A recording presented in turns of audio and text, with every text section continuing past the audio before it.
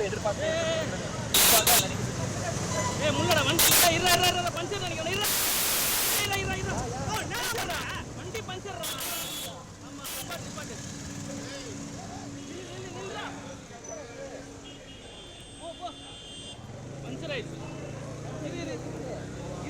ஆடுதுடா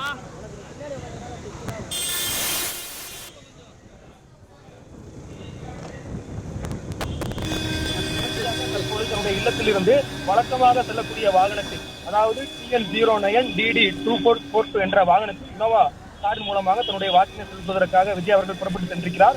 சுமார் 2 மணி நேரமாக கட்சியினுடைய நிர்வாகிகள், தமிழக வெற்றி கழகத்தினுடைய நிர்வாகிகளிடம் ஆலோசனை மேற்கொண்டிருந்தார். சுமார் 2 மணி நேரமாக. அதன் பிறகு அவ்வப்போது வாக்குச்சாவடியில் மக்களினுடைய கூட்டம் எந்த அளவுக்கு இருக்கிறது, இந்த நேரத்தில் சென்றால் வாக்குப்பதிவு சரியாக செய்ய முடியுமா என்பது போன்ற கருத்துக்கள் எல்லாம் அவ்வப்போது கட்சியினுடைய நிர்வாகிகளை 3 முறை அழைத்து நேரில் சந்தித்து ஆலோசனை மேற்கொண்ட பின்னர் தான் தற்பொழுது விஜய் அவர்கள் புறப்பட்டிருக்கிறார். விஜயை பொறுத்தவரை 2021 சட்டமன்ற தேர்தலில் கருப்பு சிவப்பு கலர் பொருந்திய சைக்கிளில் சென்று நேரடியாக வாக்கினை செலுத்தியிருந்தார். அப்போது அவர் திமுகவிற்கு நேரடியாக ஆதரவு அளிப்பதாக சில விமர்சனங்கள் எழுந்திருந்தது.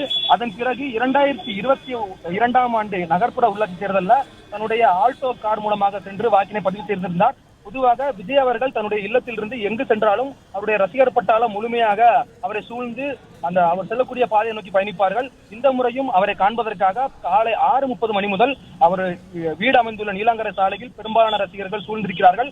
ஆனால் இந்த முறை அவர் வீடு அமைந்திருக்கக்கூடிய சாலையில் ரசிகர்களுக்கு காவல்துறையால் அனுமதி வழங்கப்படவில்லை. ஏனென்றால் ஒவ்வொரு முறையும் அவர் வாக்குச்சாவடிக்கு செல்லும் போது கூட, பொது நிகழ்ச்சிகளில் கலந்து கொள்ள சொல்லும் போது கூட ரசிகர்கள் சூழ்ந்து இருப்பதால் சில இடையூறுகள் ஏற்படுவதாகவும் போக்குவரத்து விதிமுறைகள் ஏற்படுவதாகவும் தொடர்ந்து குற்றச்சாட்டுகள் இருந்த நிலையில் காவல்துறைக்கு சார்பாக இந்த சாலை முழுமையாக பேரிகார்டில் கொண்டு தடுப்புகள் அமைக்கப்பட்டு ரசிகர்களுக்கு அனுமதி மறுக்கப்பட்டிருந்தது.